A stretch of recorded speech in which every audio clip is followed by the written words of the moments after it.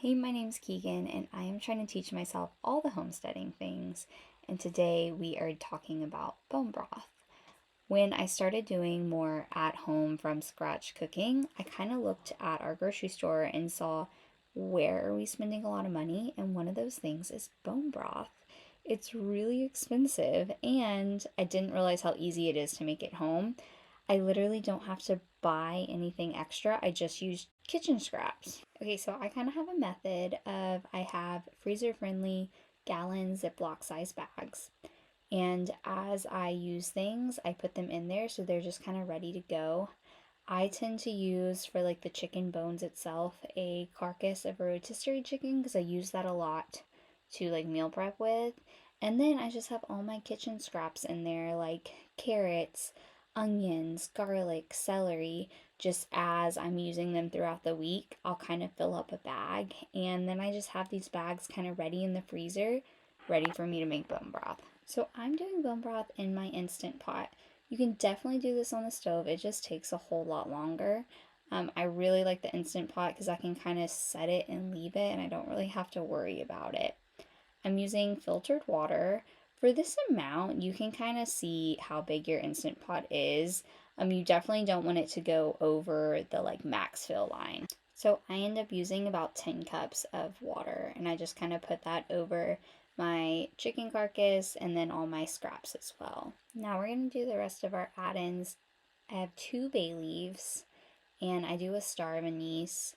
So I do this in the winter. In the summertime, I like to just use whatever fresh herbs I have on my patio. I'm also doing 1 teaspoon of whole peppercorns and 1 teaspoon of sea salt.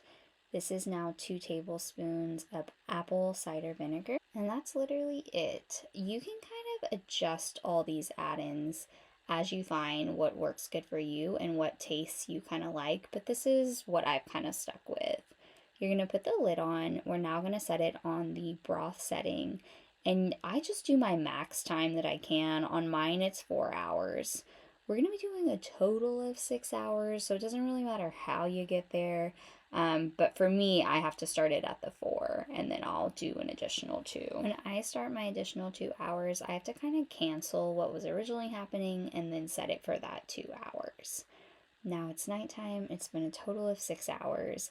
I don't do any like release or anything like that. I basically just turn it off, let it cool down. I go put my kids to bed. Once it's cooled down a little bit, we are going to start straining and measuring everything out and kind of putting it away.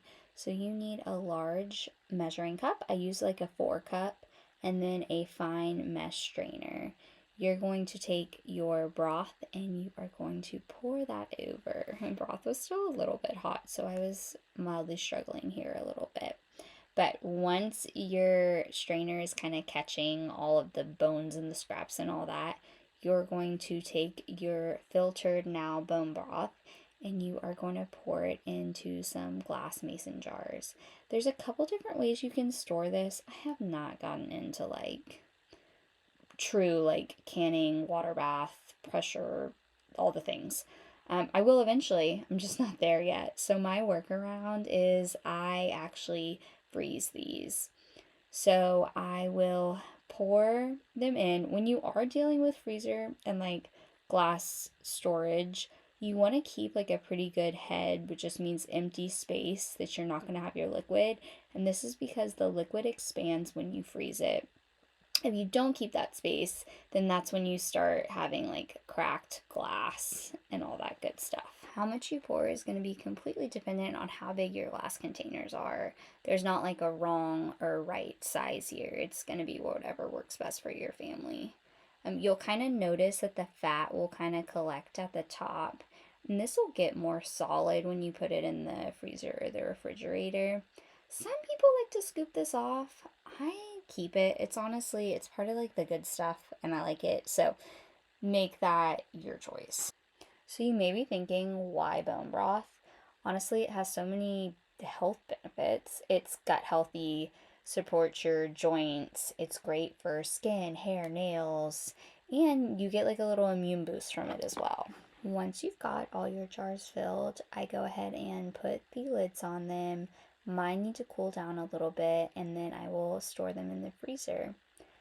You want them to be room temp before you put them in the freezer. And I do most of my jars in the freezer, and then I'll always keep one in the fridge. It lasts in the fridge for about 5 days. In the freezer, you're looking at more like 6 months.